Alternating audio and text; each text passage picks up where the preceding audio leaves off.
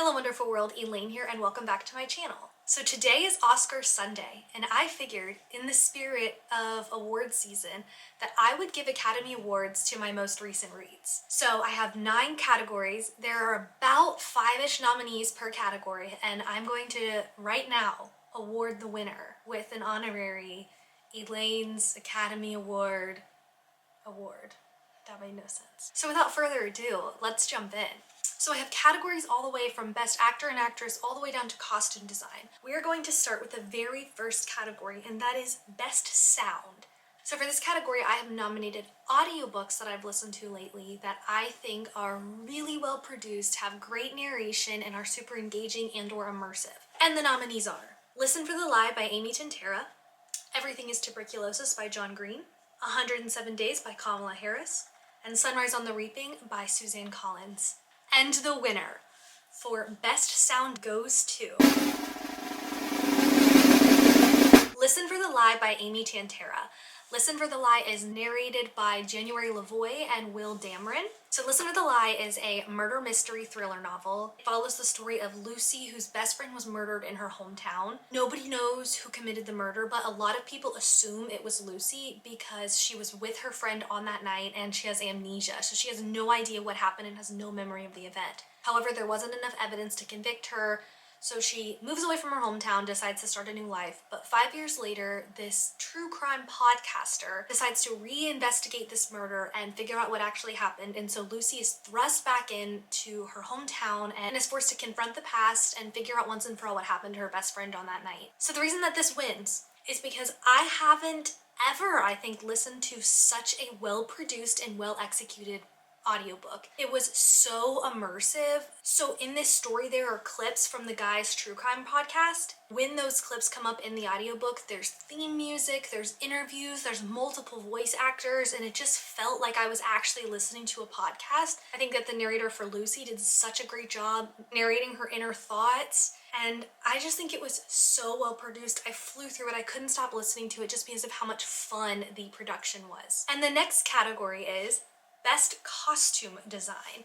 So these are books where authors created a world with such rich costumes and wardrobes and fashion. So the nominees for this category are Dungeon Crawler Carl by Matt Dinniman, Swordcatcher by Cassandra Clare, Sunrise on the Reaping by Suzanne Collins, and Project Hail Mary by Andy Weir. So these are 4 books I've read recently that I think have really fun costumes and fashion, and the winner of this category is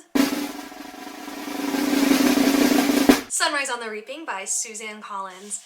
How could I not give it to the Hunger Games universe? The fashion in there is all over the place. That's how I'm going to describe it, because you've got the capital fashion, and then you've got the districts and like these Appalachian roots within clothes like Lenore Dove and the Covey, and then the outfits that they wore in the actual Hunger Games for the second quarter quell. I'm really excited to see them on the big screen, and I know that's like a weird thing to be excited for because kids are like fighting to the death, but the arena and their outfits I think are going to be really fun to see brought to life on the big screen, and so because of that, and in honor of Maisie Lee Donner, she would love this award, I'm giving Sunrise on the Reaping Best Costume Design. Next we have Best Documentary. So these are some recent nonfiction books I've read and really enjoyed. And the nominees are as follows. Educated by Tara Westover, Dear America, Notes of an Undocumented Citizen by Jose Antonio Vergas, She Said, Breaking the Sexual Harassment Story That Helped Ignite a Movement by Megan Twohey and Jodi Kantor,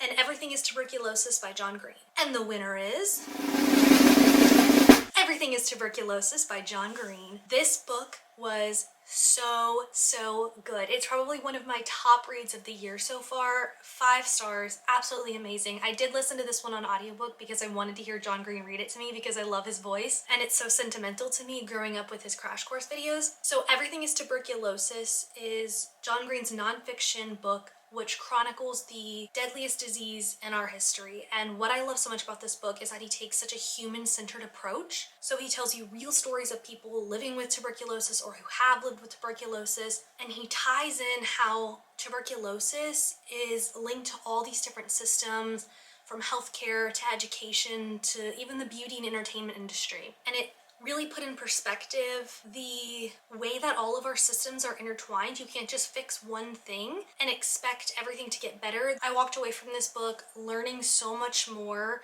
and also with empathy for others around the world. I am not really like a science or healthcare person. I like books and English and art. And I still really enjoyed this book because I think he does such a good job too of taking these complex issues and complex science and explaining it in a way that is super digestible and easy to understand. And I just really could tell that he handled this deadly disease that affects millions of lives with such care and empathy and passion. And I would highly recommend this book to anyone, especially the audiobook. Okay, next category is Best Director. For this, I have writers that I have read recently that I think are just amazing writers. So the nominees for Best Director are Cassandra Clare, Suzanne Collins, R.F. Kuang, and Matt Dinniman. And the winner is Suzanne Collins. How could I not give it to Suzanne Collins? I've recently reread Sunrise on the Reaping and The Hunger Games. Rereading those, I'm just reminded of how brilliant Suzanne Collins is, because she's writing these young adult novels for children, yet reading them as an adult, the messages and the themes still ring so true. And it's like she's holding a lens up to American society through this dystopian novel. And I think it's so politically poignant, and I don't know, I just think she's such a good writer, and we need to pay attention when she has something to say. Okay, there are 5 categories left, and these are the big ones. So we've got Supporting Actor and Supporting Actress, Best Actor and Best Actress, and then Best Picture, which is the best book that I've read recently. Okay, we're going to start with Best Supporting Actor. There are 4 nominees for this category, and the nominees are Rocky from Project Hail Mary, Prince Connor from Swordcatcher, Luke Brooks from Done and Dusted, and Ampert from A Sunrise on the Reaping. And the winner of this category is Rocky from Project Hail Mary. Oh, he is the sweetest side character. So this is kind of a spoiler for Project Hail Mary, but it's in the movie trailer, so Project Hail Mary is about a guy named Ryland Grace who wakes up on a spaceship. He has no memory of why he's there, how he got there, or what he's supposed to be doing, and he kind of has to figure that out and potentially save humanity along the way. And during his time in space, he comes across an alien spaceship with an alien named Rocky on it.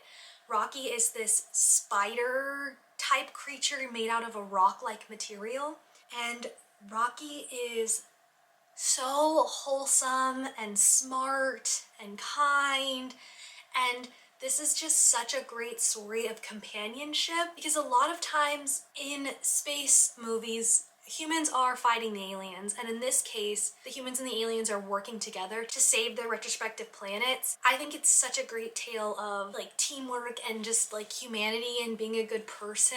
And the reason I love Rocky so much is because he's not only funny and sassy, but he's also such a caring character. And I think his race, which I forget what they're called, but his race could not have chosen a better representative for their planet, because if the rest of his species is like that, then I want to meet all of them. And I love Rocky, and I can't wait to see him in the movie that comes out next weekend.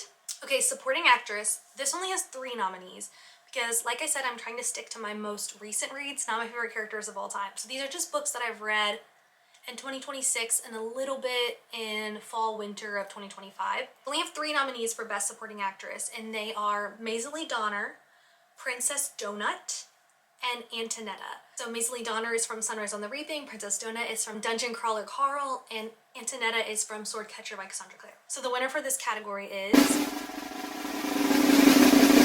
Princess Donut from Dungeon Crawler Carl. I loved her. She had the best one-liners. So the plot of Dungeon Crawler Carl is that aliens come to Earth, they flatten and destroy everything, and they build this dungeon in the ground. And it's kind of like Dungeons and Dragons meets The Hunger Games. So if you survived the great flattening from the aliens, you're able to go into this dungeon and fight monsters and mobs in this televised show, and you can level up and you'll go to different floors and just fight your way through the dungeon and try to get some followers and likes from the viewers. And Princess Donut enters the dungeon with her owner Carl. Well, it's actually her her owner's boyfriend. So Beatrice is Princess Donut's owner, but she's away when this all happens. So Carl and Princess Donut go into the dungeon together. Princess Donut gets the ability to speak, and I'm so glad she does because she is hilarious. And she comes from this world of cat shows. So she's used to winning all of these awards, and she's used to like fancy grooming and looking really nice. And in this dungeon where you're fighting monsters, those things aren't applicable. So she has to learn how to get her nails dirty and fight monsters. That being said though, she loves playing to the cameras, so she is hilarious and trying to get viewers. And in this book as well, sometimes the players from the dungeon get plucked from whatever they're doing and they go on interviews. And so she loves being interviewed and she's just hilarious. I will say, this was such a close call between Maysilee Donner and Princess Donut because I love Maysilee Donner and I have such a soft spot for her, and seeing her character grow throughout Sunrise on the Reaping from where she started and where she ended up and how well she took care of the newcomers. I love her too. So this was a really, really tough call. I do think that they'd be friends though, so that's cool. Okay, next we have Best Actor. There are 5 nominees for this category. So I have Ryland Grace from Project Hail Mary, Robert Langdon from Angels and Demons, Hamish Abernathy from Sunrise on the Reaping, Ari from Red City, and Kel Saren from Swordcatcher. This was kind of a tough one, but not really, because there's only one winner in my eyes, and the winner of Best Actor is Hamish Abernathy. Learning his backstory just made him such a richer character, and I'm actually rereading the Hunger Games series right now, having just reread Sunrise on the Reaping, and is really enriching my experience. And Hamish has been through so much, and I also really appreciate him because he's kind of flawed as well. There are a lot of choices he makes in his games that are a little questionable. He's not perfect, right? Like, he is so bent on, well, I'm not going to spoil it if you haven't read it, but he's so bent on doing certain things that he's blinded by other things in the games. That being said though, he just wants to like survive and help people live and fight the Capitol, and sometimes rebellion and revolution takes years and years and years. And I think that Suzanne Collins does such a great job at showing us that through Hamish's story, because during his games, like, he's ready to fight the Capitol, like he's ready to fight Snow, but at the same time he's not ready and the world isn't ready. And so we see throughout the actual Hunger Games trilogy how the world becomes ready for the Mockingjay and for this revolution, and Hamish has waited his whole life for this. I just think it's such a brilliantly done series. Gosh, Suzanne Collins. This is why she won Best Director. But Hamish, I just really like because he is a little flawed. He's just a kid. And he's been through so much. Gosh. His story is like probably the saddest. He lost everybody. Anyways, Hamish Abernathy, I can't wait to see him on the big screen as well. I think that the casting choice for both him and Maysilee Donner and Lenore, they all just, I think, are such a great, I think this casting is like amazing. Best Casting Award, Sunrise on the Reaping, because they really slayed with that one. Every single character from Effie to Ampert to Wyrus, like all of the actors they got on board for the Sunrise on the Reaping movie absolutely eat. Gosh, I can't wait to see that film. Okay, Best Actress. There are 4 nominees for this category. So we have Lynn Castor from Swordcatcher, Sam from Red City by Marie Lu, we have Junie from Female Fantasy, and Emmy Ryder from Done and Dusted. And the winner for this category is Lynn Castor from Swordcatcher. Swordcatcher is a fantasy novel that I read in the fall, and I have not felt that way about a book in so long. I was so obsessed. I could not stop reading. I read it while I was eating. I read it while I was walking on the treadmill. Like, I just was obsessed with that book. I couldn't stop.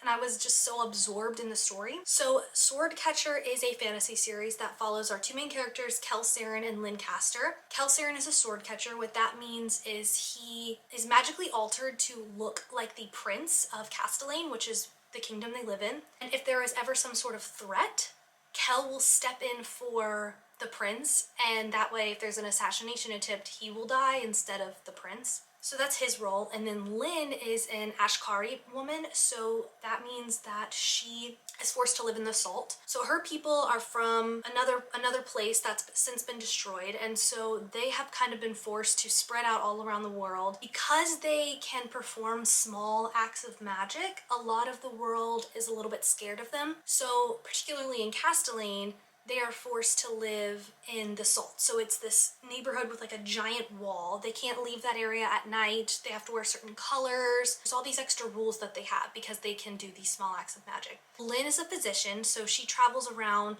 the kingdom and performs medicine for sick patients. Lynn's also got this whole plot of trying to learn about magic and her history with her religion and her people. And she also kind of maybe falls in love with the prince. Let's just say it's one of the best slow burns I've read in years.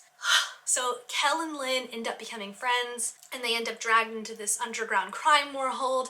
So there's so much going on, and the reason I love this book so much is because of how politically thrilling it is, and the world building and history is just so rich and deep and engaging. Gosh, and there are so many men who yearn in this novel. There's just so much going on, and it is so intricate, and it's just an excellent fantasy novel. And Lynn is a character that I really was rooting for, both in her professional life, her friendships, and in her romance. I can't wait to see what happens with them in book 3. This book had me literally screaming. Like, I haven't screamed over a book in so long, and I literally was screaming at the romance. And I will say, like, don't go into this thinking it's a romantasy. It is a fantasy novel with romantic subplots. Lynn, she's such a caring person, and it's so interesting because she is deeply religious and has this connection with her people, yet sometimes the leaders in the Salt don't respect or understand her, even though the things that she's doing are for her people, and it's because she's a woman. Like, she's the only female physician in the Salt, and she had to fight to get that position. She's just such a well-written character, and I can't wait to see where her story goes in the next book. Okay, and now we have the final category, and this category is Best Picture, which means the best book that I have recently read. So the nominees for Best Picture are as follows: Educated by Tara Westover, Everything is Tuberculosis by John Green, Red City by Marie Lu, Sunrise on the Reaping by Suzanne Collins, Swordcatcher by Cassandra Clare, and Project Hail Mary by Andy Weir. Okay, are you ready? Here we go. And the winner for Best Picture is Swordcatcher by Cassandra Clare. If you couldn't tell by my long rambling just from talking about Lynn Castor, I loved Swordcatcher. I devoured that novel. It is so fun and good, and it's so rich and well written, and that's why I loved it so much, because there's so many layers, from the politics of the royal family to the politics of the Salt where Lynn lives, to things going on elsewhere in the world, to this underground crime syndicate. And all of these things are connected through the characters' relationships and romances, and it is just so rich and such a fun world to be in. There are 2 books out. There's Swordcatcher and then The Ragpicker King, and the 3rd book is supposed to come out like next year. It's gonna be such a long wait, guys. I'm ready for it now. Cassandra Clare, if you're seeing this, you wanna send me that arc?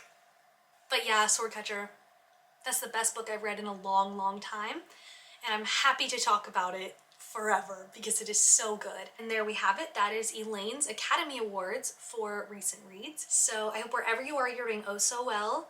Happy Oscar Sunday. Thanks for watching. Let me know who you would give your Best Actor, Best Actress, and Best Picture to out of your recent reads, and I will talk to you guys later.